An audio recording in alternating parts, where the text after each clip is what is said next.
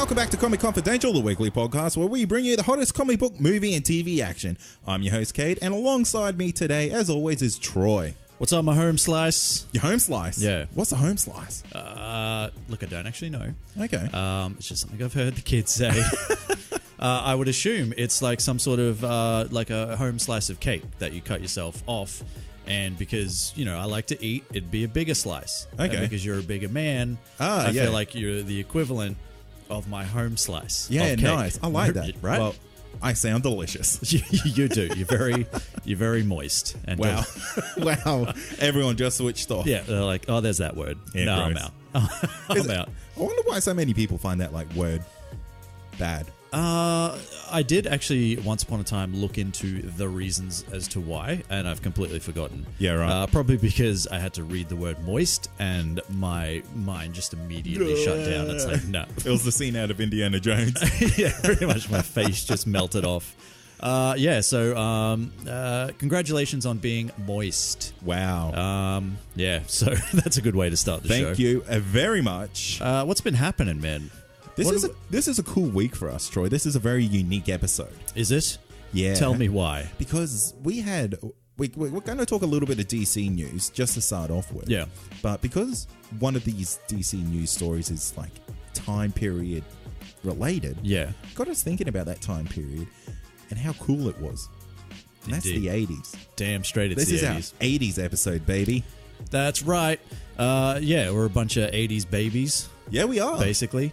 So we thought, hey, with the news that Wonder Woman has commenced production, Wonder Woman 2 has commenced production, and they're officially titling it Wonder Woman 1984, which is a great title, by the way. Yeah. I say, let's do it. Let's talk all things 80s, which we'll do a little bit later. But yeah, we've got some stuff we're going to talk about first.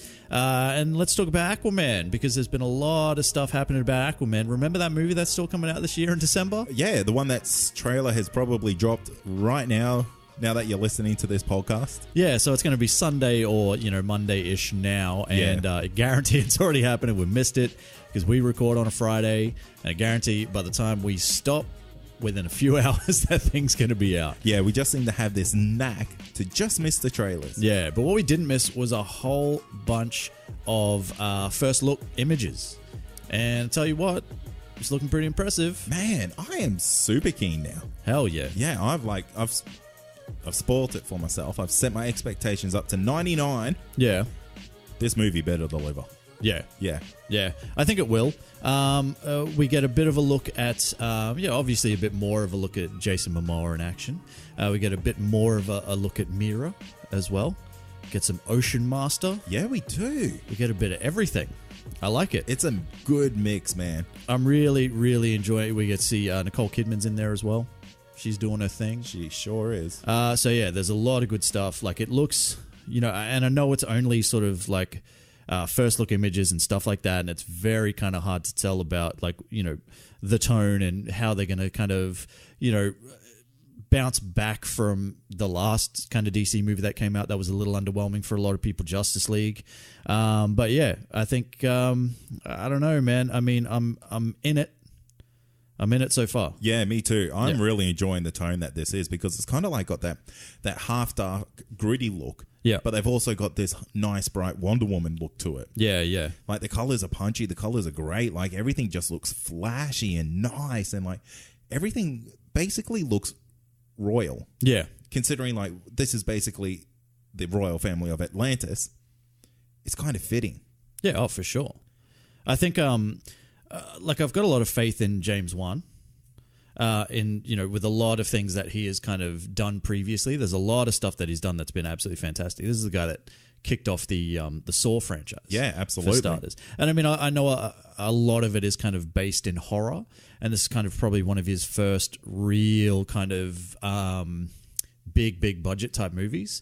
But I think, he's a great storyteller. And I think with that, and with his kind of keen eye, because as a horror movie director, he's kind of a bit of a master. Oh, absolutely. And that's the thing with good horror movies. It's the small details that make all the difference. Yeah. Because those are the things that really make you squirm. If you think of, like, one of the main things I remember out of a Saw movie that, like, makes me squirm even thinking of it now there was a needle pit. Yeah. Like, who else is going to think of that? Yeah, just the whole thing. The whole first Saw movie was absolutely brilliant. The Conjuring as well was one of his creations. I'm pretty sure the dude did a Fast and Furious as well. Did he really? So, yeah, I'm not 100% sure. I'm not going to use my Google on it, but I'm pretty sure he did. So, yeah. That's fantastic. Yeah, so that's out there as well. We also got to see our first look at Black Manta's helmet. How cool is that? And it looks cool as shit. And you know what? I like that it looks kind of handmade. Yeah. It's not like this perfect chrome dome. Yeah. I like that there's like rivets on it. It looks like it could fail. Yeah. Well, it could be a first prototype. Yeah. But I'm really excited to see how that looks. This cast is pretty great as well. Definitely.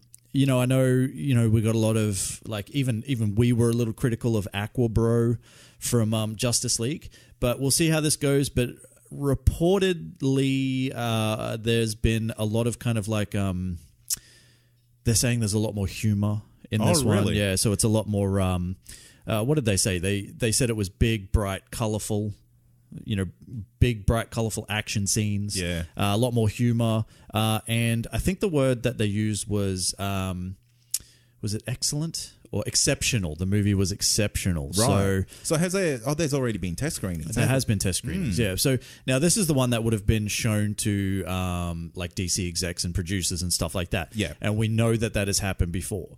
In Batman vs Superman, there was standing ovation, et cetera, et cetera. So you can take it with a grain of salt. Every chance that probably happened, but they could have changed that whole movie from what they got to see to what got released. Well, yeah, that's exactly it. So yeah. Who knows? Who knows what we're going to get, but I'm very happy with what we've got so far. Let's move on to Wonder Woman 1984. Steve Trevor's back, baby, and he's sporting a bum bag. Is he back? No, because it's like physically impossible. You don't know that? Oh, I do, mate. Did you see? Well, how old would he be? He'd be pretty old. 70 years difference, mate. What if, right? Here's a wild out there thought. Okay. So somehow, when he was, spoiler alert for Wonder Woman, if you haven't seen it yet, Steve Trevor dies. Probably should have given. Does he? Probably should have given you some time. Spoiler alert, he's dead. Yeah. If you haven't seen Wonder Woman by now, you don't care about Wonder Woman too. Exactly. Anyway, so what if when the plane explodes, it creates a rip in the space-time continuum and shoots him into the 80s somehow? Oh, I actually like that idea. I don't, because it would be fucking ridiculous. I just made it up. Troy, it's a comic book movie. Anything can happen. Like, maybe they're fighting and, like, Ares has opened up a portal or something like that. Yeah. Who knows? And you just don't see it. It's like happens off camera. Yeah. And then you kind of, they show that in Wonder Woman 1984. No, he's dead. Yeah. This is obviously like a child of his. Yeah, it's either a child that looks exactly like him, which I hate. I that. Absolutely hate that trope in movies. Like, how convenient does it have to be that in the whole entire world you ran into a child that looks exactly like him? Well, and not even he's that. Gonna want to work with you. Looks exactly like him. Like, that does not happen. I don't have kids, so I can only assume.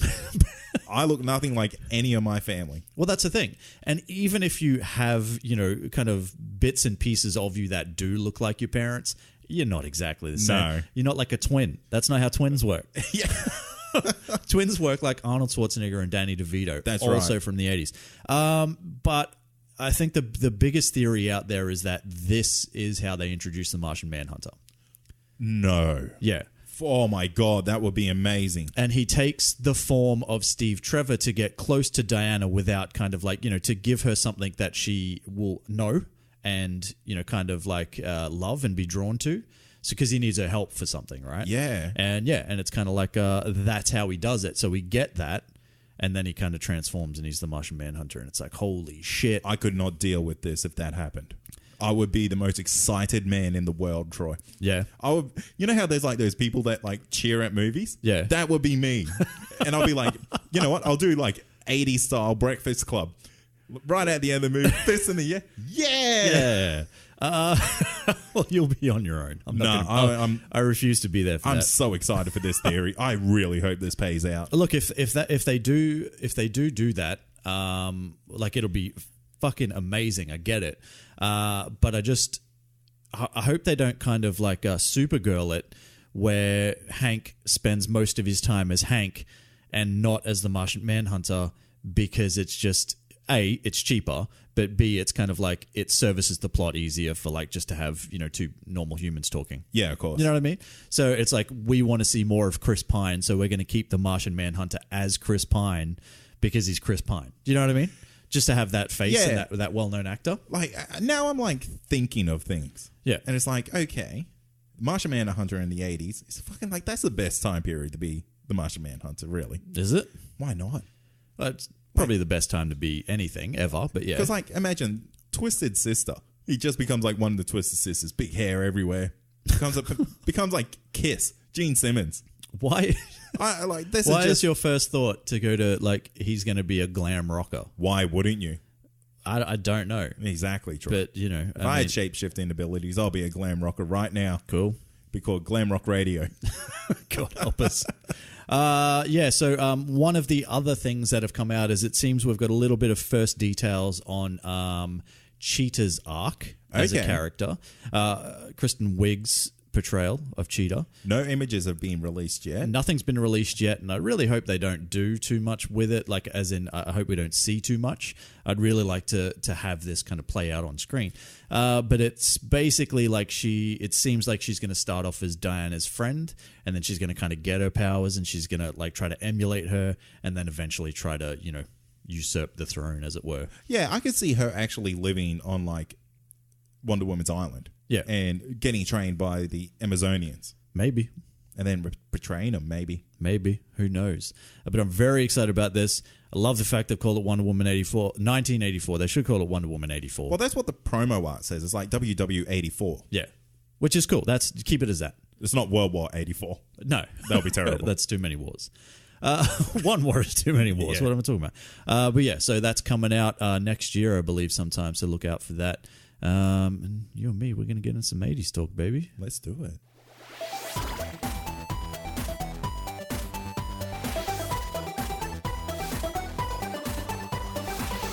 All right, Cade, we are back and we're about to talk about some 80s, baby. The best decade there is for pop culture, bar none. I think the 80s invented pop culture. Yeah, pretty much. That's how I feel too.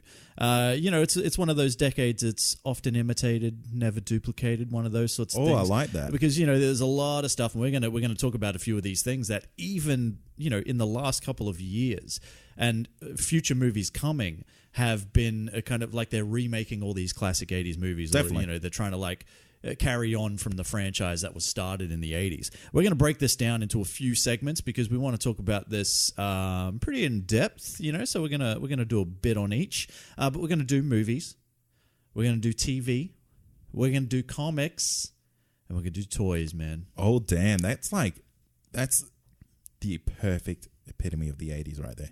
Absolutely. No music, because we can't include that on this podcast, because we're not a music podcast. We're not a music podcast. And everyone knows the 80s was best for the music. Yeah, it was. Maybe 90s for hip-hop, but, whatever. Hey, each genre has a good era. Yeah, it does. It depends where your heart lies, really, doesn't it? That's right. Now, we're going to talk about movies first, but before we get into that, man, I want to get deep for a sec. Oh, okay. I want to get deep right now, and I want to ask you... what does the 80s mean to you, man? Oh, the 80s? Yeah. I feel like the 80s really stems from anything after 1979 to 1990. I feel like that's a real good definition of what the 80s is. Yeah, it's pretty good. Yeah. Pretty good, yeah. So, yeah. That's what the 80s mean to me. No, the 80s mean, to me, just unforgettable movies. Yeah. Things that really set the tone for everything to come these days. Because, honestly, if you look at any film in this modern day, very good chance it's being based off something similar in the 80s. Yeah. And we know all this sort of stuff is cyclical and it's always going to come back around and all that. But I really think that, I genuinely believe the 80s is the best era for movies. Definitely. Action movies, for sure. It invented the action movie. The thing with, there is nothing that will compare to a 1980-something action movie, right? Because they have tried to do it. They've tried to kind of capture that 80s over-the-top graphic violence and all that sort of stuff, and they just cannot do it. They can't. It's not the same. And it's like the 80s gets this leave pass. Like, you could watch these movies today, yeah, and they still kick ass. Oh, 100%. I was going through, I was doing a little bit of research for this, and it's not like you really have to do too much. Like, you don't have to dive real deep, because if you love it as much as we do, it's kind of just like you start typing and it's like, oh, that movie. Oh, that movie. Yeah. Oh, there's that one. And you kind of like, I've got a list of like 30 movies on there, and I've probably forgotten like half a dozen to a dozen to 50 dozen. Easy. You know? Let's talk about a couple of our favorite movies from the 80s. Ooh, that's tough, man. It is going to be tough because like we have to stay quite limited in our time because we've got so much to talk about. Yeah. So I'm going to kick it off with Ghostbusters. Damn. What a great movie from the 80s, released in 1984. Good way to start. Good way to start. And this is like a perfect example of those movies that are kind of being rebooted and not really doing as good as what the original is. Yeah. We had the Ghostbusters reboot in 2017? Yeah. 2016 even? Might have been late 2016, but Yeah. it was probably one of the most controversial movies released that year. Yeah, but we don't have to talk about that. We know I liked it. I thought it was loved good. But yeah, the original Ghostbusters, man. One of those things that never got it got a sequel, but it never got a threequel. It just Yeah. never happened. Ghostbusters 1 and 2. I don't know why that happened. I haven't dug into it. But this gave us some absolute classic characters. This is Bill Murray at his best. Probably. Definitely. Right up there. So yeah, there's a lot of really good things about this. The Stay Puft Marshmallow Man, you know? I mean, I know we're going to talk about toys later, but I remember as a kid, I had this, it's like a, you know, the ecto guns. God, I've like completely forgotten what they're called. I know what you mean. But though. do you know what I'm Yeah. talking about? It's like, it was one of those, and it had its own little, like, it was just a handheld gun thing. And you basically just walked around with it, and you pulled the trigger, and there were like slides in there, and the light kind of shone through, and then on the wall, there'd be like a picture of a certain ghost. Oh, like Slimer. Like Slimer, yeah. Yeah, that's and cool. you could like, you know, you turn it off, like turn the lights off in your room, and you'd be like pretended to like shoot Slimer and stuff, and that. It was that's so good. man, so good. And these memories have lasted with me all that time. So that's how you know it's good. Absolutely. And this is a movie that you could show your kids and they're still going to love it. Oh, absolutely. Absolutely. Yeah, without a doubt. It's probably even, like, I remember watching it, it was probably last year. I rewatched it. Yeah. It's a little bit scarier than I thought. Yeah, Like, it's like some scary parts in it. Like, not saying as a grown man. but you know, as like, for a child but or for something. a child, if you're going to bring a kid to it, man. Ooh, bit spooky. Damn straight. I want to talk about Die Hard. How could you not? How could you not? How could you not? This is like, how much more iconic does it get than Die Hard? Oh, mate, this is the ultimate Christmas movie, and this was released in 1988, so it just sneaks in. Just sneaks in. But look, if you ask me, this is the epitome of what a good action movie should be. I do not disagree at all. And like when you look at the character of John McClane, and like we know Bruce Willis is a bit of a shit, right? As he's gotten older, doesn't give a fuck. He'll just take a movie, you know, get his check, just walk on set, fucking say not even what his lines are. And, you know, we've all heard the stories about how much of a fucking Pain in the arse he is now. But back in the day, like this character in particular of John McClane, this is just a guy. Like he's just a guy. Like he's just a cop. Just a cop. It's not like he's a super cop. It's not his last day of retirement. Yeah. You know, we'll talk about that later. But yeah, it's he's your everyday average kind of guy, and he goes through the shit, but he gets the job done in the end. But like, you know what I mean? Like, oh, mate, it's fantastic. Yeah, he's not like doing crazy, like ridiculous stunts and stuff like that. Like I know he does that one thing where he jumps off the building with the fire hose and whatnot, and that's pretty like, cool, would though. you do that? It's like if it was you, you know, No. so you probably would. I wouldn't do 90% of the things that this guy does in this movie, to be honest. Yeah, true. As soon as I got to the glass bit where it's like I got no shoes on and I have to run across glass, it's like, you know what, just take me. You know what? Take me in. I would like maybe crawl and just wipe it out of my way as I was crawling. That'd still cut you up. Nah. All right, I'll be very good about it. I would look for a broom. Yeah. And I would just, you know, quickly just sweep myself a path. I'll get one of those little hand vacuums and just... Yeah. Just a Dyson. Yeah. Yeah. Anyways. But yeah, this is, to me, this is like... I'll definitely have a Dyson, because then you can do like a classic 80s trope of like having a catchphrase when you kill someone. Yeah, yeah. So like you have your Dyson and you shoot someone, you're like, die, son. It's time to die, son. Oh, that's way better. I like that. Thanks. Yeah, but this is yippee-ki-yay, motherfucker. If you're talking about catchphrases, like, it doesn't get much better than that. So yeah, Die Hard. Man, I could talk about this movie. Hopefully, at one point in time, we do actually get to talk about this movie proper. I think we will, because I want to do it. I'm going to pencil this in on our list, Troy, because this is too good of a movie not to really like dedicate a whole episode to. True. Let's do that. Now, movie I love from the 80s, and this is a movie that's like spawned about 3 reboots, 20 other movies. Oh God. Yeah, and that's the Terminator. Oh yeah. The original Terminator. Holy moly, Arnie, just Arnieing it up as much as he can. Well, I reckon between the 80s and the 90s, I would say the 80s, like they're the Arnie era. Absolutely. You know what I mean? You've got Predator, you've got Commando, you've got Terminator, you've got like there are others in there obviously as well. But like as far as Conan was in there no, too? I think that was either early 80s or late 70s. Ooh. I'm pretty sure it was like early 80s. But either way, like when you're talking about a movie like, you know, Predator and Commando and Terminator, like that's about the epitome of action movies, really, isn't it? Definitely, mate. Especially Predator. But we're talking about Terminator, which was like, you know, again, this is kind of like, yes, I get that overall Terminator 2 was a better picture. Oh, absolutely. Yeah, I mean, there's no denying that. But this is what kicked it off. And this is like, you know, this is Arnie at his best. And this is He Arnie doesn't being have a to bad talk guy. much. Yeah, well, yeah, that too. And like it's so physically imposing, you know, and it's just like it really kind of like I know he had done stuff before this, but this is really what kickstarted his career. This is what cemented him in Hollywood. Yeah. This is That's a what good took way to him put from it. like out of the adult film industry into real life cinema. He wasn't in the adult film industry. Sure he wasn't, mate. That's an urban legend. I'm sure there's something out there on the Pretty dank web. sure. I'm pretty sure though Sylvester Stallone was in the adult. Maybe that's who performing I was industry. thinking of. No, there were some rumors that like Arnold Schwarzenegger had to kind of perform like sexy shows for like Austrian businessmen and stuff. But you like know that what? That's as, like, a way common. to- That's a common bodybuilder trope, though. Yeah, and I mean, look, you know, sometimes that's how you get your start. I know that's how I got my start. That's how you got on this show. That's how I got on this show. Had to perform a sexy dance, and you know, things got weird, but here I am. So you know, I wouldn't take it back, and Neither neither would should I. he. Let's talk about Predator, though. Oh, mate.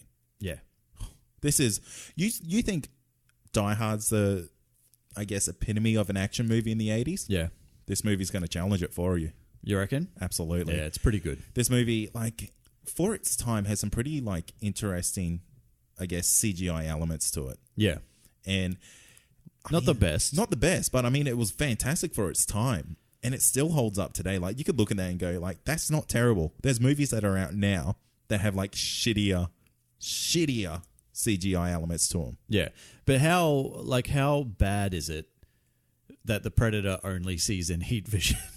like Like this it's thing, a bit flawed. It right? is a bit. Well, you know what? I like it, though, because, it is an alien.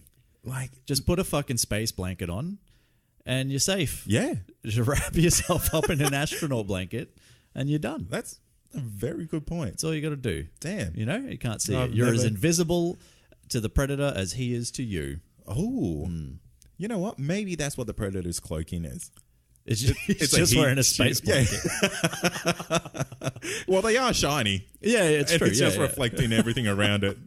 That'd be hilarious if every time it's like the cloak of invisibility on Harry Potter or whatever. Yes. So every time the Predator wants to like attack, he has to like take off this space blanket and just drop it on the ground, and then has to go back and pick it up because he's only got room for one space blanket. How's he know where he dropped it, though? Oh, good point. How does Harry Potter know where he puts it? No, because as soon as you take it off, it's like a normal blanket. Oh, right? okay. Yeah, yeah. Maybe. Who knows? Yeah. Amy, let us know. Someone let us know. We're not here to talk about Harry Potter. No, we're not.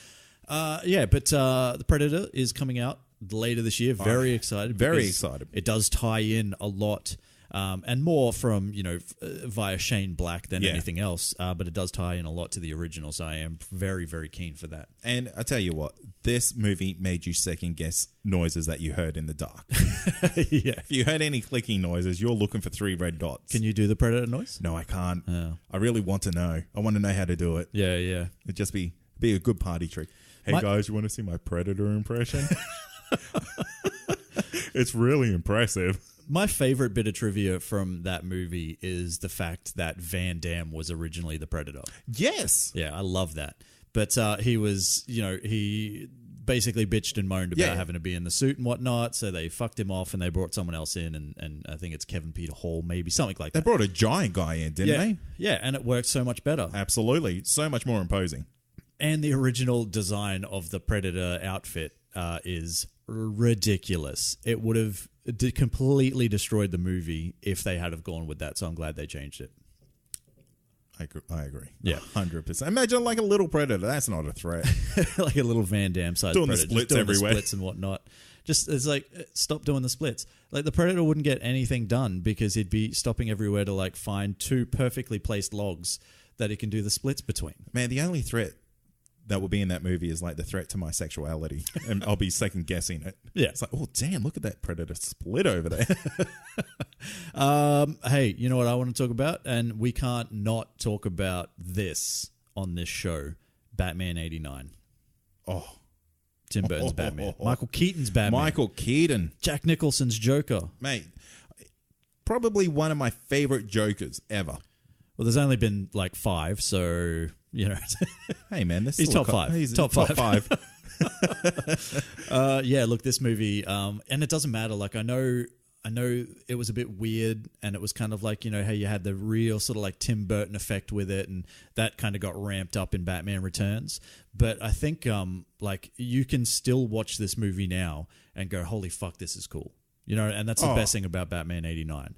And Michael Keaton will forever, no matter what he does, be known as the Batman. Exactly. And he loves it too. He loves it because of that iconic performance. So, definitely. Yeah. I like how, though, it kind of, they never really got around this, right? But until like The Dark Knight, really. The neck thing? The neck thing. Yeah. And, like, Michael Keaton literally has to turn his entire body to move, which is really like, if you're gonna be like the greatest martial artist on the planet, you probably need to turn your neck. How does he see punches coming from the side? He has cameras, mate. He's Batman. Oh, he's Batman, yeah. He's always prepared. He's prepared for any situation ever. God, you could talk about that. How have we not spoken about Batman 89 on this show? Well, mate. We can do that. We can do that now. Yeah. All right. I'm going to start to wrap this segment up. Oh, what? I know. Well, Troy, we're already at time. I'm going to wrap it up that the 80s is probably the most famous for, and that's horror movies. Right. The Shining. The Shining. Absolutely great movie. Do you like it? Yeah. It's very divisive. Yep. Like, some people love it. Some people hate it. Some people look, it doesn't hold a candle to the book, but whatever, mate. There's a Shining sequel coming. Yes, there is. Yep. I cannot wait for that. Obi-Wan Kenobi. Yes, I only read that today. Yeah. How cool. That's cool. Yeah. Do you think it'll end or actually start with him still sitting in the snow? Maybe. That would be cool. That'd be cool. Like literally cool. Yeah, I get it. Yeah, but then you've also got The Thing. John Carpenter's The Thing, which is absolutely iconic. Absolutely. You got Evil Dead 2. You've got 40 of the Friday the 13th. Absolutely. You've got the Halloween movies that are in there. You've got Nightmare on Elm Street. When I was growing up as a kid, we had a horror special. I've already spoken about the story before. When I was growing up as a kid, my wall was covered in horror posters thanks to the magazine Terror Zone, which no longer is a thing. But yeah, like everything. And this is the era that most of them are from. You're talking about Gremlins. You're talking about Child's Play, Chucky. You've got Aliens in this. Aliens is in there as well. So... Look, we could really talk about movies for the longest time. Can I just throw a couple out? Okay. I just want to shotgun them. I just want to shotgun a few. Transformers the movie. Yes. Top Gun. Oh, the biggest bromance movie in the world. Yeah. The volleyball scene is iconic. Oh, mate. If you didn't grease yourself up and go down and play some volleyball in some short shorts, something's wrong with you. Did you even Top Gun? Bill and Ted's Excellent Adventure. Radical. Beetlejuice. Yes. The Karate Kids from there. Just got that reboot on YouTube. Cobra Kai. Yeah. Yeah. Pretty good. Is it? Yeah. It's... look, I wish they just had found some people that know karate. Oh, is it it's like still that? just as bad as the original, but that's my only... Maybe that's the charm to it, though. Yeah, well, maybe. And a couple, like, I know there's so many more, but like Lethal Weapon, the Indiana Jones trilogy, and of course, Empire Strikes Back and Return of the Jedi are in there as well. So some of the biggest pop culture iconic movies in the history of time are from the 80s.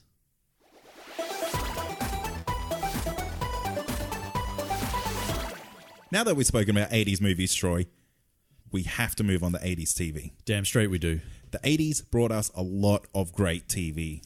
Yeah, what's your standout from the 80s? Oh, I know that's hard. Yeah. But give me a standout then. You don't have to give me the standout. okay. I'll give you my standout because, like, this. To be fair, this TV series didn't start in the 80s, but it ran into the 80s. Oh, I'll give it to you then. And it's like probably one of the most iconic TV shows of all time, and that's MASH.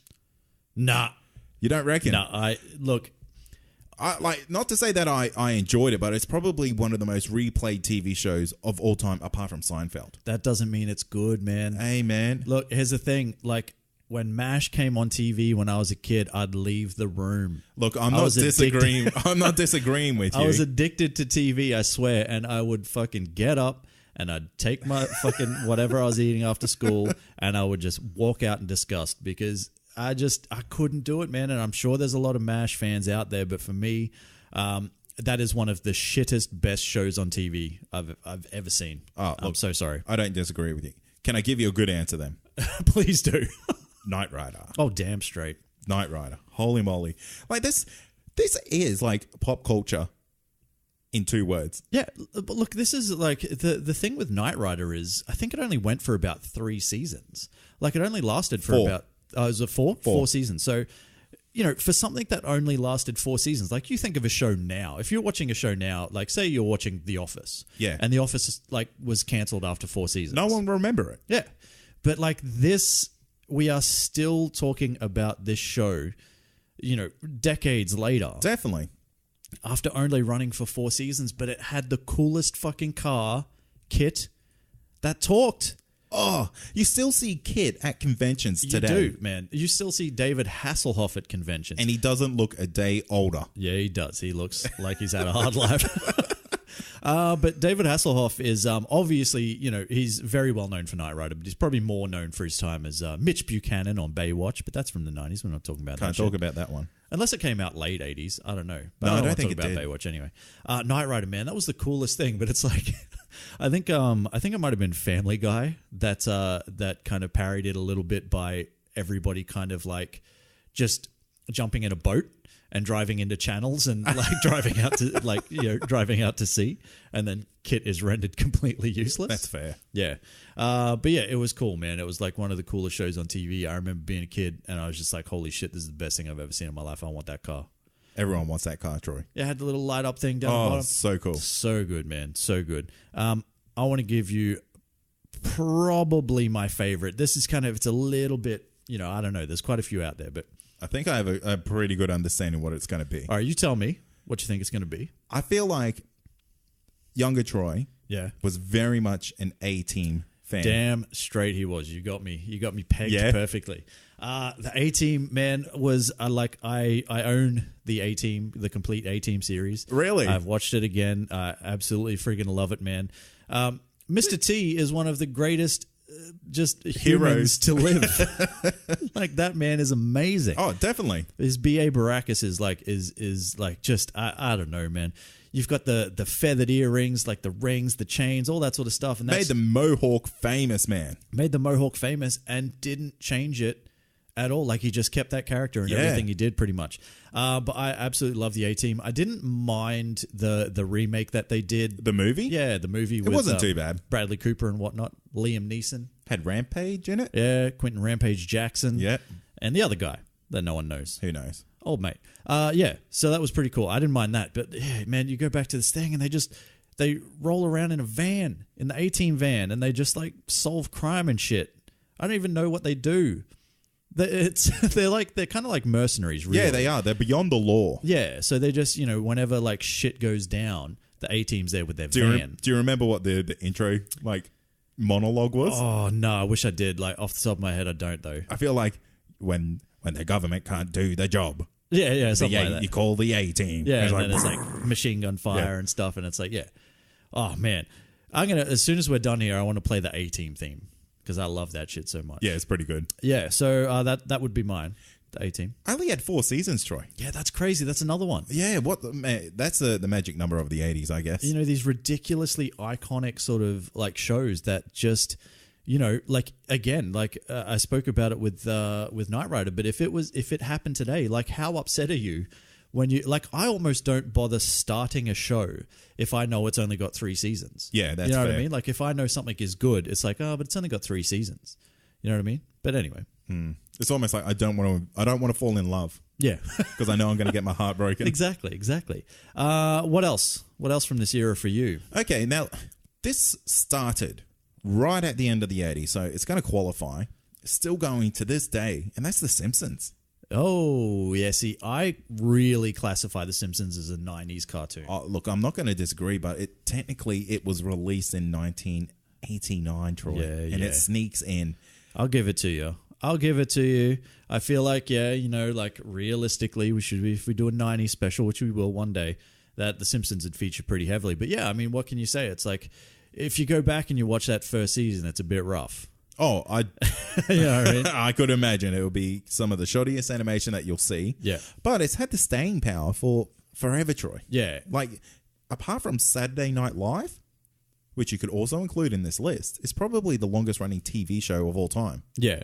See, I tried to include shows that started in the Yeah. 80s because, you know, you look at things like Saturday Night Live, that started in the 70s. I think it was 75. Yeah, so, you know. But yeah, look, technically you're right, The Simpsons, man, and it is about as iconic as it gets these days. I mean, tell me a person that didn't grow up watching The Simpsons.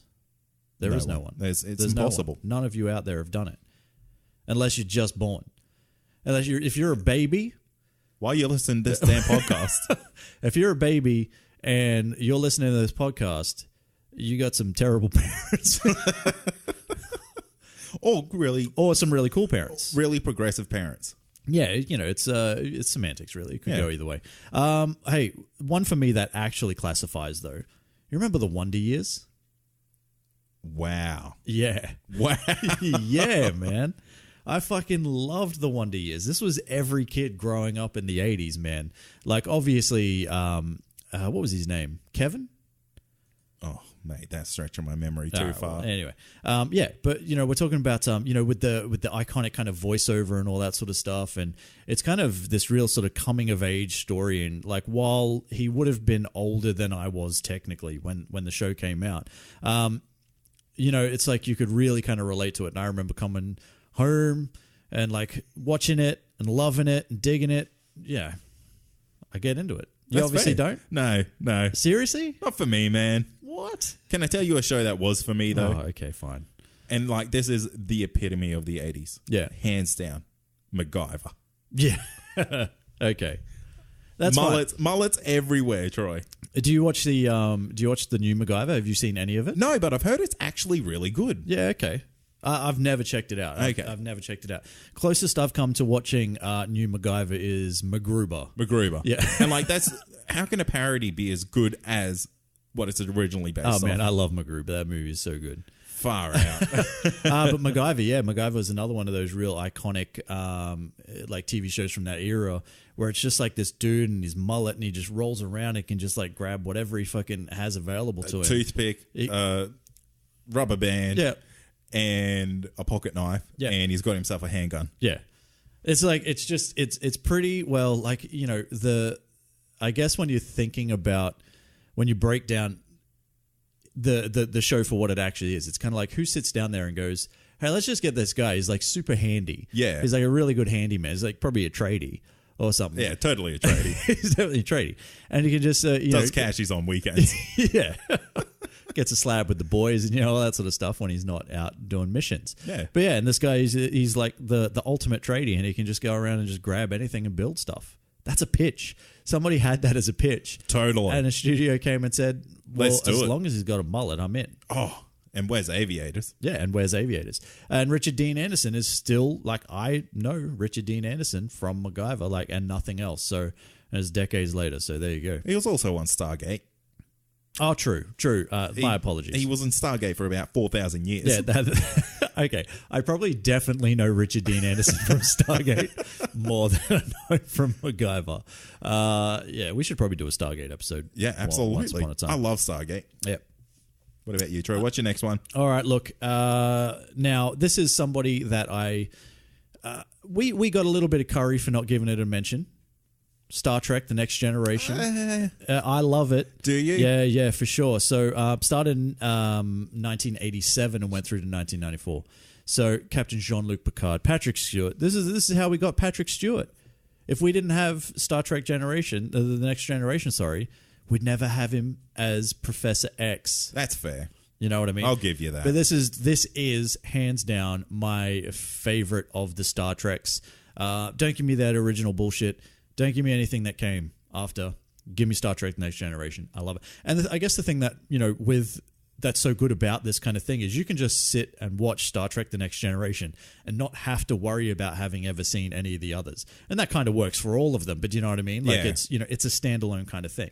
They've made it kind of, able to do that. And I think the characters that this one has, this is, in my opinion, the most iconic of the Star Treks, even though there's the original Star Trek, which is probably more iconic. But, when you're talking about all the characters. Yeah, that's a tough one, Troy. You'll be upsetting a lot of people out there. I'm reaching, I know, but okay, maybe not more iconic, but definitely better.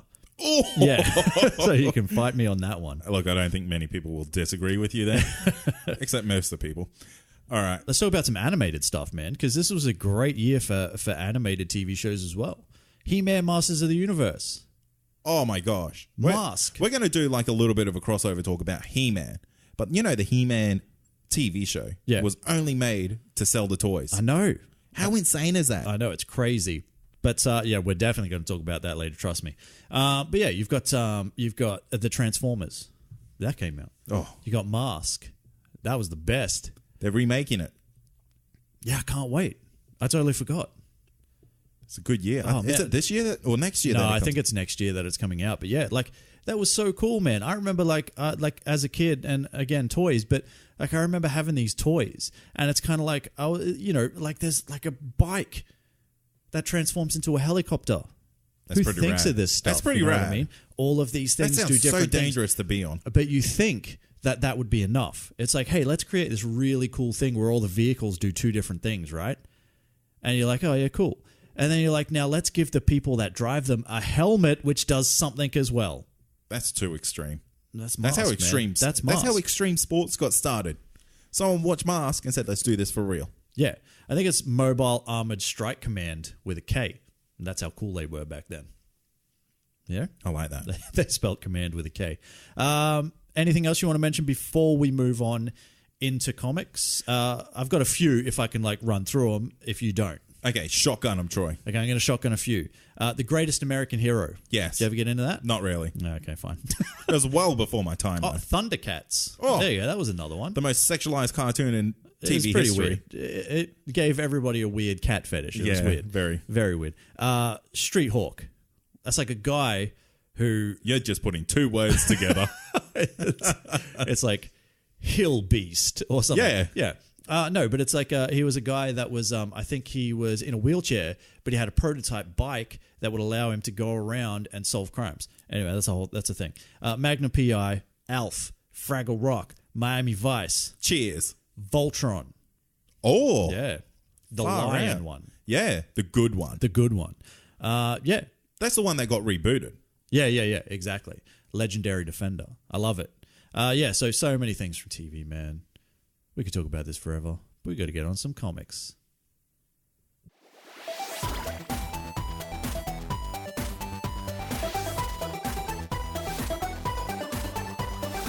What type of show would we be called? Would we be if we were called Comic Confidential and we didn't talk about comics, man? Oh, I don't know. Just look at any of our reviews on iTunes and it'll tell you. But yeah, we're going to talk about comics. And look, the 80s was an absolutely fantastic decade for comics. But for me, right? And look, this it would be way too hard to kind of sit there and go, oh, this comic and this comic and this comic and this comic and all that sort of stuff, right? But I want to break it down into three of my favorite comic creators and some of their best works from the 80s. Oh, really? Keen? Okay. Keen if I do that? Yeah. First one, obviously, has to be Alan Moore. Now, I guess the thing he would be most known for those of you who maybe don't get into comics as much, is Watchmen. This is the guy that created Watchmen, goddammit. This is like widely considered as one of the greatest graphic novels ever created. And it is a fucking tough read. Like, it is a beast of a book. But it's huge. It's huge, but it is well worth the time if you get a chance to get out there and do it. And that came out in 1986. So, yeah, Watchmen, man. Obviously, you know, we've got a TV series coming, which is cool.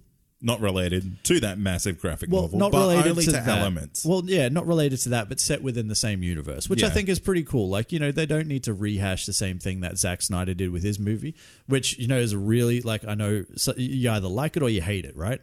I feel like that's where most people are with the Watchmen movie. Yeah, I think that's what most people are with any Zack Snyder movie. Yeah, pretty much. But Watchmen was, like, in my opinion, having read the graphic novel and having seen the movie, I think it's great. Yeah. So, you know, but yeah, Watchmen, this is the guy that also gave us V for Vendetta. Yes, he did. 1989. Hated the movie. I'm not a fan of the movie at all, but I absolutely love the comic book. I haven't read the comic or seen the movie. So, on your recommendation, read the comic. Read the comic. Okay. Don't. Well, look, I mean, see the movie if you want. There are a lot of, like, it's one of those things. It has a lot of fans. I just didn't get into it. That's fair. Yeah. We also had, he probably had the greatest run on anything Swamp Thing related ever. Did he really? Yeah, so he kind of did the saga of the Swamp Thing from That's cool. about 1983 on, and really kind of like brought life into this kind of what was previously a kind of like a second tier character and kind of really brought him to the forefront. Yeah, that's cool. Yeah, so if you get a chance, like it's not a self-contained graphic novel or anything, right? So that's probably the hardest thing about it. But you can go back and you can check out the saga of the Swamp Thing, and it's, you know, obviously starts at issue 1, and I think it gets into the 50s maybe somewhere. Okay. So there's a pretty big run, and I think Alan Moore does most of the work on it. So yeah, and I guess the other really iconic one from Alan Moore has to be The Killing Joke. Oh, mate, that is the one I was going to talk about first. Yeah. Like, that's probably one of the most iconic comics from the 80s. Well, the cover even itself. The cover itself. Yeah. And this has just been turned into a animated movie. Yeah. By Warner Brothers. Really quite cool. It's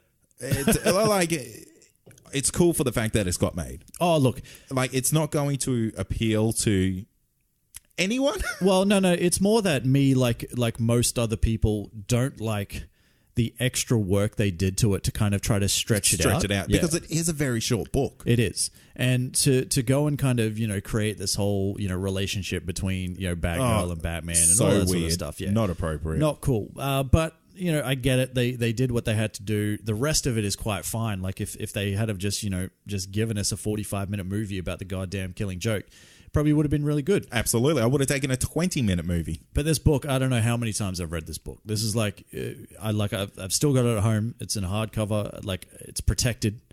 It's on my shelf. This is honestly, it should be a staple of anyone's comic collection. Yeah, for sure. If you haven't checked out The Killing Joke, you need to go and check out The Killing Joke at some point. Definitely. And it gives you real sort of like deep insight into the relationship between Batman and the Joker as well. So Definitely.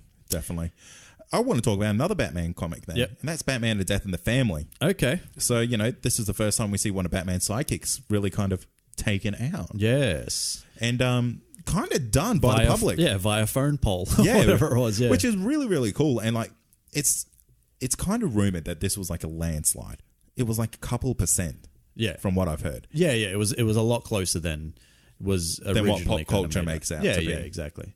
But this is iconic, and this is obviously, you know, something that you know, for comic readers is very much ingrained into their minds. You know, the death of Robin, and, you know, with the crowbar. And, you know, the kind of real brutal violence, and it kind of shows you exactly the type of character the Joker can be. You know, because it's kind of like, it's all, you know, it's all like a lot of fun, and there's like some, you know, there's some acid kind of lapel flowers, and this, that, and the other, and all that sort of crap. But at the end of the day, he's just a deranged human, and definitely beats to death a dude with a crowbar. So, yeah, take it as it is. I mean, the 80s was like really, really good for Batman fans. Oh, hell yeah. Because they also got Batman Year One, which is like basically the next comic I'm reading after I'm done with Irredeemable. Well, this is my this would be the second comic creator that I'd want to talk about from the 80s, and that's Frank Miller. Oh, Yeah. So, when you're talking about things like Batman Year One, and you're talking about things like The Dark Knight Returns, like The Dark Knight Returns is probably widely considered the second best graphic novel of all time. Yeah. Kind of behind Watchmen. And it is. It's fantastic, man. And Batman Year One is just as good. Have you read all the Dark Knight? No. No? It's a lot of reading. It is a lot of reading. And it's Frank Miller's very wordy. Yeah. Like, he's probably the wordiest person out there. Well, that's why they're kind of graphic novels. And, Alan Moore is much wordier, let me tell you. But that's, there are panels upon panels upon panels of just like words. Yeah.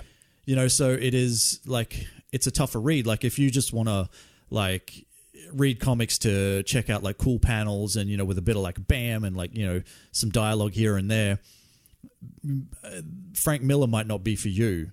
But if you want a really fantastic story, and especially a really fantastic Batman story, then you have got to get into those two comics, Batman Year One and The Dark Knight Returns, because they are absolutely fantastic and two of my favorite Batman comics of all time.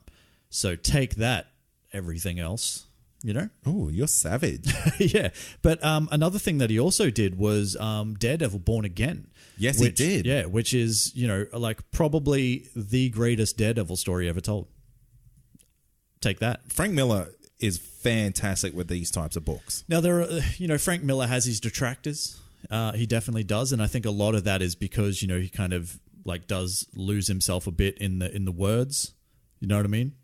And makes his books a bit too wordy. Yeah, I can see it. But Born Again was such a good story, man. It was kind of like, it was basically about the rise of the Kingpin and the overall downfall of Daredevil. And again, just as, any hero's journey, there is the eventual rise right towards the end. But it is so fantastically written that, again, it has to be a staple. And these are all coming from the 80s, man. Every single one that we've mentioned, I would say, save for the Saga of the Swamp Thing. They should all be real kind of like staples in anybody's kind of like comic book reading. That's fair. Yeah. Now, I can't remember if this is right or not. Yes. But I feel like the Teen Titans were invented in the 1980s. Yes. I know that's definitely the Judas Contract was from the 80s. Yeah. I don't know if they were actually created in the 80s, though. I can't tell you that. I'm going to use my one Google here. Oh, you're going to Google it. Yeah. So, New Teen Titans. Now, I don't know if this is the first one, but it was released in 1980. Okay. Yeah. All right. I don't know if that's the original, though, but yeah. Someone let us know. Someone with a bit more time / knowledge. Let us know if they were created in the 80s. Chris Claremont is the other one I want to talk about. Okay. X-Men. I was going to say, the 80s were great for the X-Men too. As if I'm going to come on this podcast and not talk about X-Men. Talk about comics and not talk about X-Men. What can you say about Chris Claremont? He had probably the best run on Uncanny X-Men of all time. And you know why? Because he did some of the greatest stories of all time. He did Days of Future Past. He did. He did the Dark Phoenix Saga. Oh, yeah. He did X-Men God Loves, Man Kills. Yes, he did. Have you read that series? Yeah. Is it good? It is good. So there's a lot of really good, like not even really good, like fantastic stories. And if you've got yourself, like I know it's hard to kind of like go out there and go, oh, I want to read some Uncanny X-Men from Chris Claremont. Get yourself a goddamn Marvel Unlimited subscription. Oh, and yeah. Look, this is not a paid sponsorship. Marvel don't give us anything. But let me tell you, if you get yourself a Marvel Unlimited the value's there. The value is there because you can literally go back. There is 500 and something goddamn issues of the Uncanny X-Men, and every single one of them is on Marvel Unlimited. That's insane. You can go all the way back to number one Stan Lee, Jack Kirby, Uncanny X-Men, and you can work your way through. And I think Claremont comes in around the 90s and works his way through quite some time. He's like... Then comes back later. You would almost say he's like the father of the X-Men. I do. Yeah? Yeah, he's not the creator, obviously. No, but I think he's most iconic... He's the stepdad. Yeah. He's the stepdad of the X-Men. He's the stepdad that, like, the dad left. Yeah. And then but like This the guy kids, stepped up. yeah, actually like the stepdad. Yeah. It's the stepdad that everyone loves. He's the cool stepdad. He's the dad that like started seeing the mum but didn't realize she had a kid. And he's like, you know what? I'm going to step up. Yep. To the streets. To the streets. Like Channing Tatum. Yeah, so anyway, yeah, look, just do it. Go and get yourself. You can dead set read your way through the Dark Phoenix saga, which is like one of the coolest friggin' like X-Men storylines ever. Right? It's just Jean Grey just fucks everyone up. And eventually they stop it. But, you know, it's like, it is what it is. And you know what? Like, Marvel get a lot of criticism for their comics of recent time. Yeah. Like, their comics don't really... And this is probably very much a personal opinion, but yeah. I feel like their comics don't really hold a candle to what DC is. DC seem to be able to be much better storytellers, and they're not, like, constantly rebooting their comics every year. Yeah. Where Marvel kind of does that, but this X-Men kind of live in their own almost little universe within this Marvel universe. Yeah, look, you know, even they're affected by it now. But if you go back... There's so much good stuff there. The stuff is absolutely brilliant. So go back and check it out. Is there anything else you want to mention before we wrap up the comic book section? Go read all the Batman, all the X-Men from the 80s, and you're not going to find a bad one in there. There's plenty of other like fantastic stuff. Kraven's Last Hunt is one of my favorite Spider-Man storylines. That's from the 80s. Yeah. John DeMatteis, I believe, wrote that. Check it out. It's amazing. Do it. Go. Now. Go.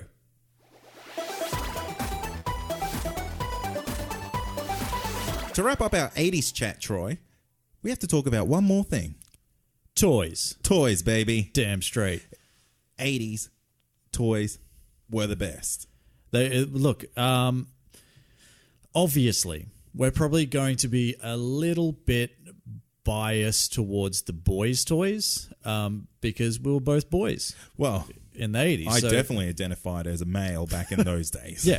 So it might be a little bit hard for us to talk about the Barbies, the My Little Ponies, that sort of stuff. The Cabbage Patch Kids. You're doing pretty well. Care Bears. Care Bears. Oh, wow, we really know maybe quite a lot. we could. Yeah, but, you know, we're definitely going to focus on the toys that kind of helped shape us as children and brought us into the manhood that we still haven't quite reached yet. Tell me, what were your all-time favorite toys from the 80s, Cade?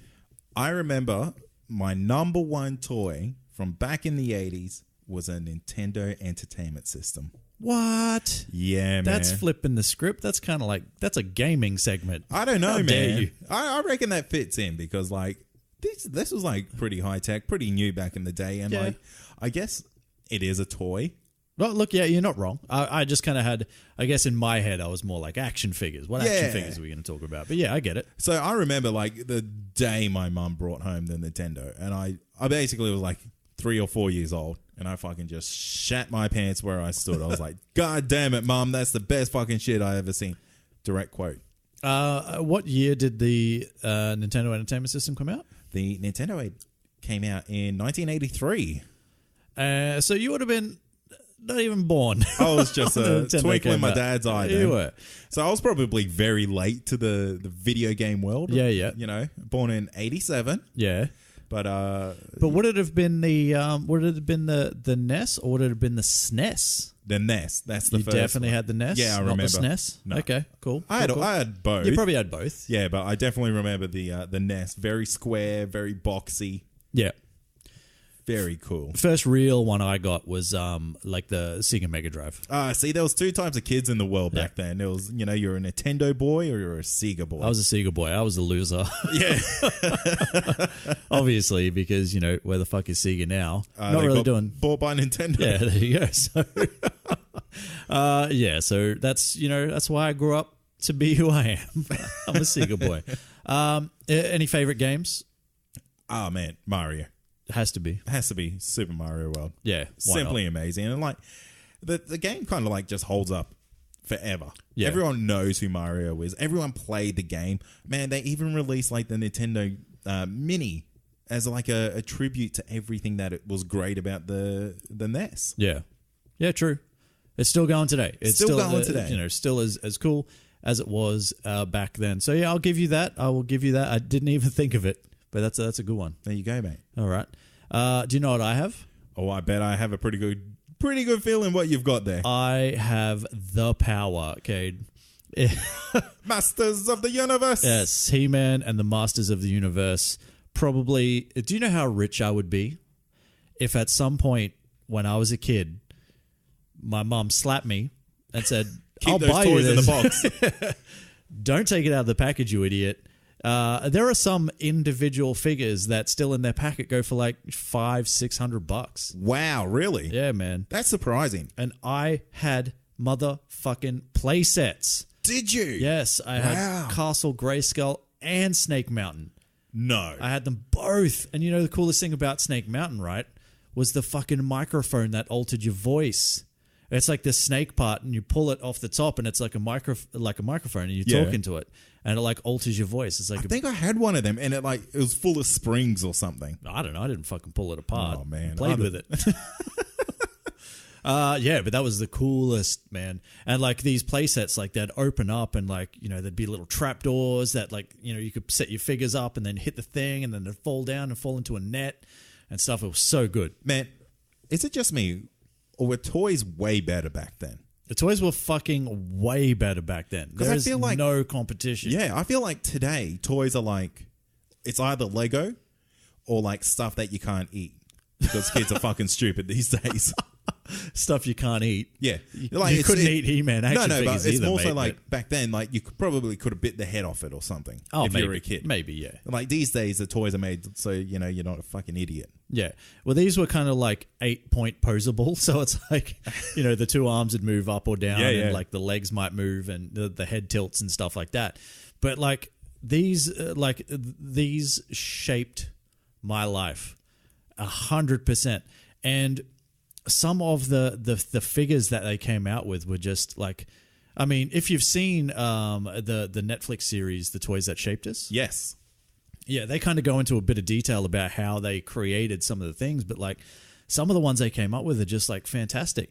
And it's like when you look at the figures that came out, you kind of like they just get more and more bizarre as they go. I remember having things like like you can talk about the popular ones like Manny Faces and stuff like that, which had like the head that you could like turn the dial on the top. Yeah. And like a different face had come out. Hell yeah. Yeah.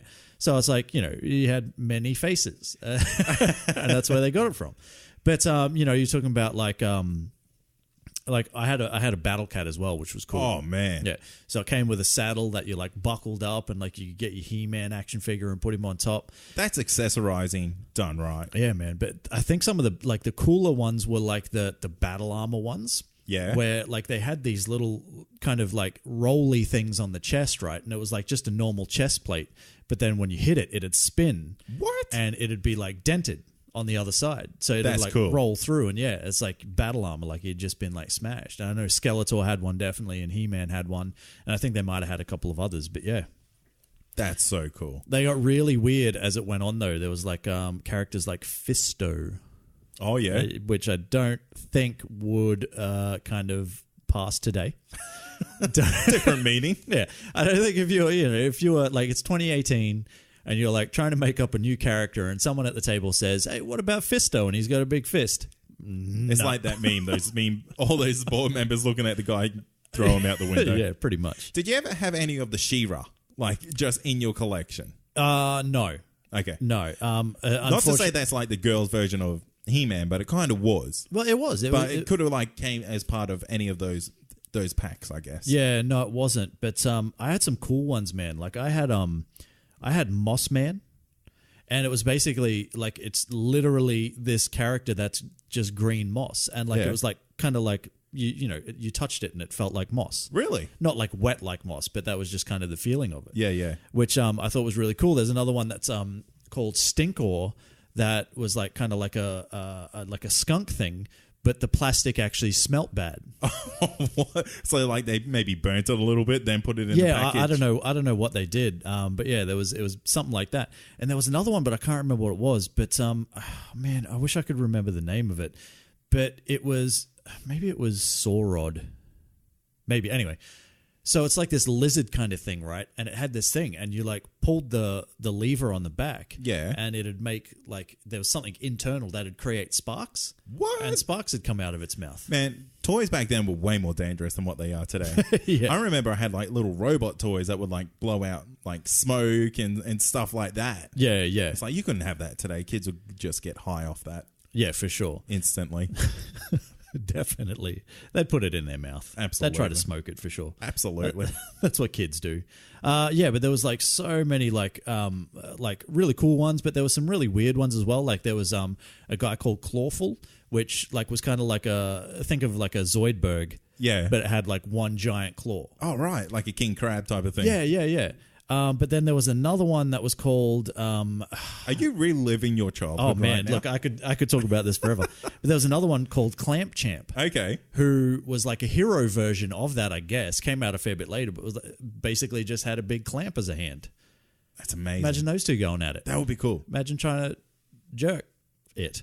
Oh, well, they have the other hand, I guess. No, No? it doesn't work. It was both. It was their right hand. It was their dominant hand. Oh, okay. It'd be weird. They were right-handed. Yeah, you could tell. Anyway, I don't want to keep talking about. He-Man, even though I could forever. I promise you that. Anything else from the 80s? Troy, we cannot talk about 80s toys and not mention Star Wars toys. Yeah. Okay. Fair. Now, fair. This is, honestly, if you think toys, you think Star Wars. Yeah. Even today, like, Star Wars toys really dominate the market. And, I mean, it was no different back in the 80s. These things are genuine little gold mines. Yeah, for sure. This is how Harrison Ford made all his money. I have no doubt. You know what I mean? Like when I think it was licensing. So I think he got paid something ridiculous, like $10,000 for like A New Hope. I did hear that. Yeah. And then it's kind of like I think he made some deal about he would, get a percentage of whatever they sold from merchandise. And correct me if I'm wrong, someone out there. This is just the story that I've heard.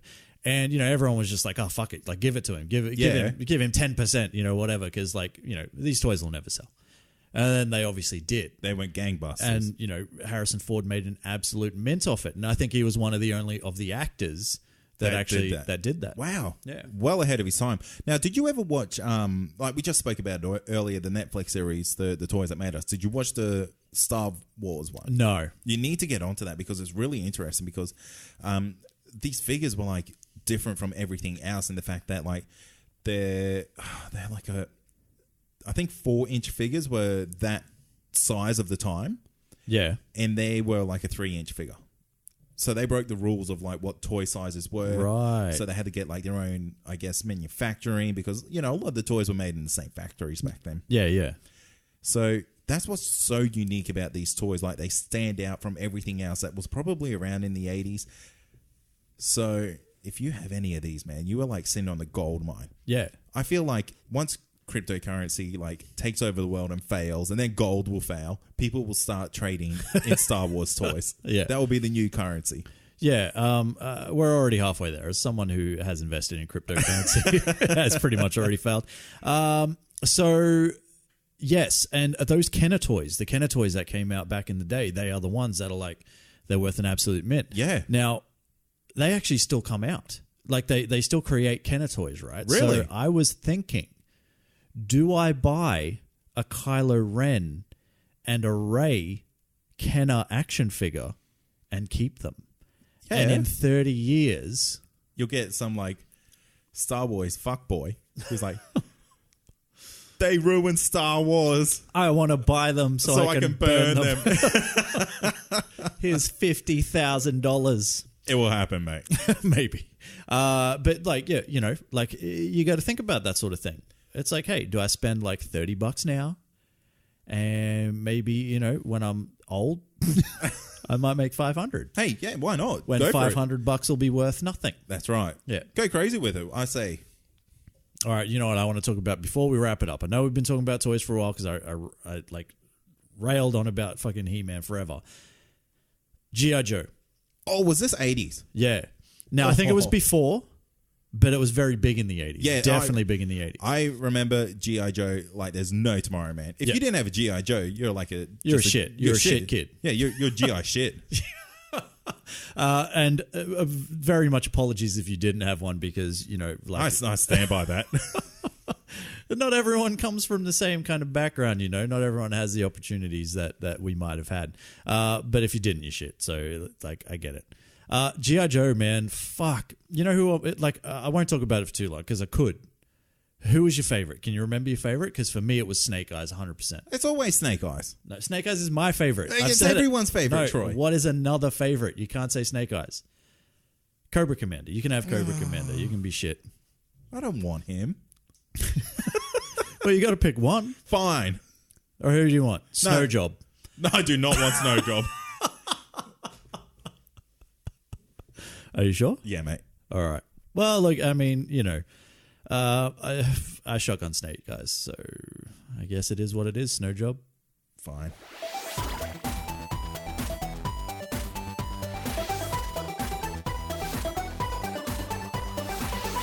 And that's going to do it for another week. Stay tuned. Next week, we are reviewing Incredibles 2. Damn straight we are. Only 14 or 15 years in the making, but we're finally going to get there and we're finally going to do it. And I can't wait. From all reports, Troy, the wait is worth it. Definitely from what I've heard. So very much looking forward to that. In the meantime, hey, if you're new to the show, thanks for joining us. And if you've been around for a while, thanks for sticking around. Hey, if you're new or if you are old, have you given us a review on iTunes? Because it really helps the show if you go and do that. Have you? Have you done it? In the meantime, where can people find us? They can find us on Facebook under Comic Confidential. We also have a listener community, which you can basically join other listeners of the show and discuss everything that we talk about on the show, plus so much more. So simply just search for Comic Confidential Listener Community and come and join in on the fun. If you have other forms of social media, Troy, such as Instagram and Twitter, you can find us there too at Comic Con Pod. It's true. It's true. We also have a website. That's true. That is comicconpod.com. Past episodes, future episodes, and everything in between. And a whole bunch of other shows that you can listen to as well. That's right. On the CC Radio Network, we have Potterheads with Amy and Kirsten. We've got the Countdown movie and TV reviews with Paul and Wayne, or Wayne and Paul.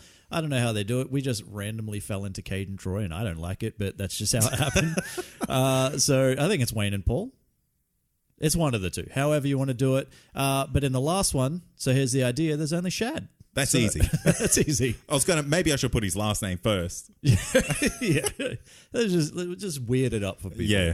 But yeah, so 3 other fantastic shows. We also have a Patreon, which is patreon.com/ComicConPod, where for as little as $1 a month, you can get a weekly bonus episode, which we record around the same time as we do this one.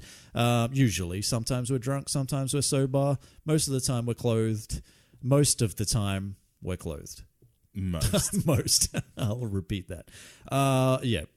That's it. That's all I got. We have a good track record coming up here, Troy, as well. Oh, we do, yeah. There's a lot of good stuff happening. Do you mind if I spill the beans on the upcoming episodes? Because there's a lot of movies in here that there's a lot of watching. Yeah. That people are going to have to do in the next couple of weeks if they want to stay up to date with our show. Do it. So next week we are reviewing The Incredibles 2 movie. Damn straight. The week after that, Jurassic World 2. Yes.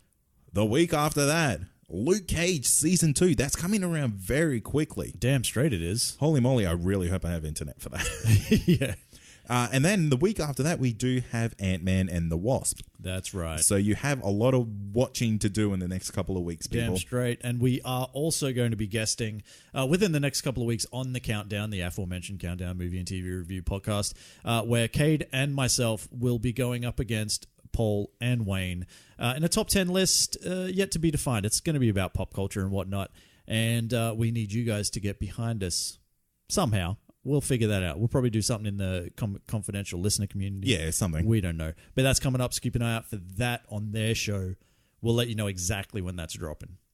And that's it. That's it. That is it. Thanks for listening. As always, I'm Troy. I'm Cade. And this has been Comic Confidential. Cheers. Peace.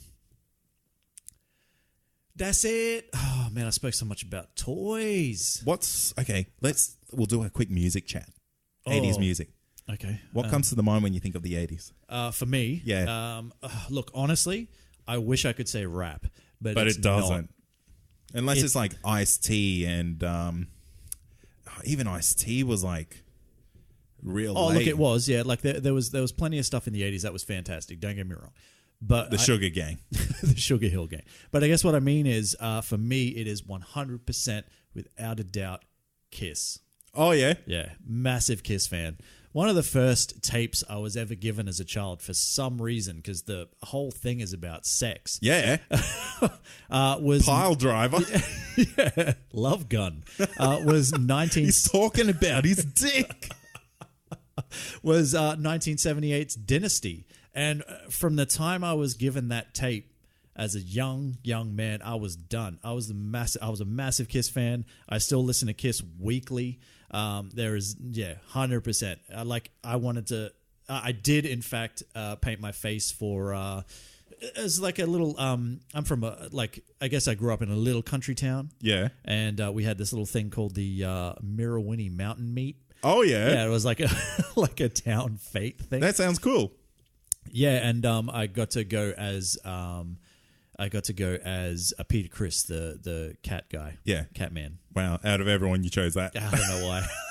Well, my favorite was actually Ace Frehley, the Star Child. Yeah. No, not the Star Child. Sorry, the Spaceman. Yeah, the guitarist. Yeah. Yeah. Do you go back every year dressed as him? You should. I do, and I will until the day I die. It's like the highlight of the festival now. Yeah, for sure. What about you? What does it mean to you?